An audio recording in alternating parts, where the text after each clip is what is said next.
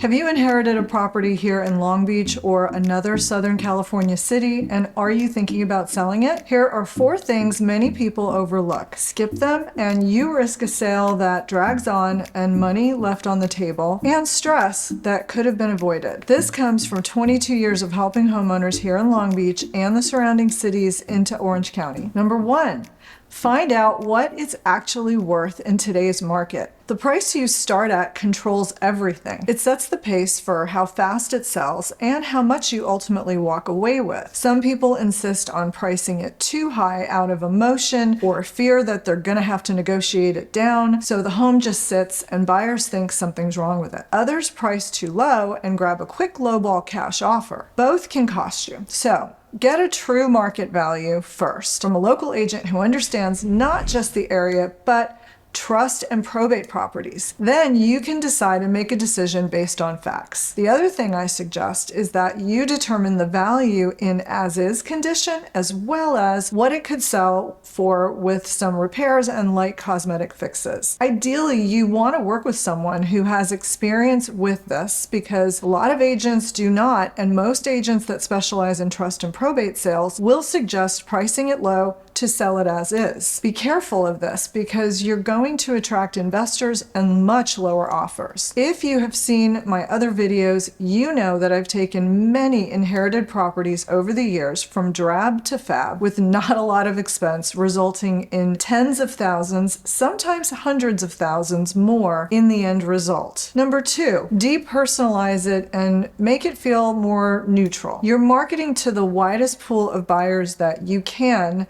to attract the highest offer. A more neutrally staged home lets each of those buyers picture their own lifestyle in the property. Good photos are what get them in the door, but most people leave it full of personal photos and dated furniture, figuring buyers can look past it. They can't. So clear out the clutter and the personal dated pieces and do a little staging so it appeals to the masses. Number 3, be smart about any work the home needs. You want to spend as little as possible to get the most back. A deep clean, fresh paint, sprucing up the curb appeal a little bit can go a long way. So don't assume you need to do a full remodel. A lot of inherited homes are older and clearly need work. If that's yours, don't guess at the cost. Get real estimates. Most people don't know this, but a local agent who specializes in inherited homes has trusted vendors who do good work at fair prices. Too many just assume it'll cost a fortune and they'll take a lowball offer for an as-is sale. That's emotion, not facts. With real numbers, you can decide if it's worth putting some money into fixing up some minor cosmetic things for a much better return, or if it makes more sense to sell it as is. Number 4, if you own the home with your siblings, get on the same page first. This one's less about the house and more about the people. You all have to agree on not just the sale, but on the price, the timing, and who's handling what. It's an awkward discussion, which is why a lot of families put it off and just start selling. Then an offer comes in, one of you wants to hold out, another needs to sell now, or my personal favorite, one of the siblings now wants to buy it and the whole thing stalls right when you finally have a buyer. It's so much easier to settle things up front.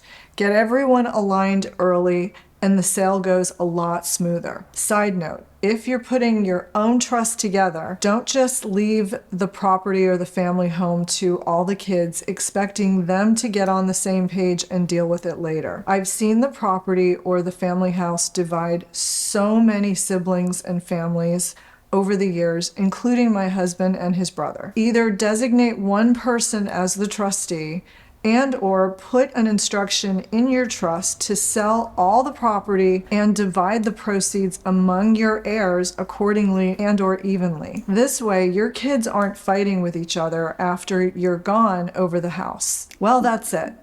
These are my 4 tips. You'd be surprised how many inherited home sales go sideways or turn stressful simply because these 4 steps were missed. So take care of them before you list the property, and you'll save yourself a lot of stress and probably keep more money in your pocket. If you've inherited a home here in Long Beach or any of the surrounding areas into Orange County and want some free guidance, scan the QR code on your screen now and let's schedule a free consultation.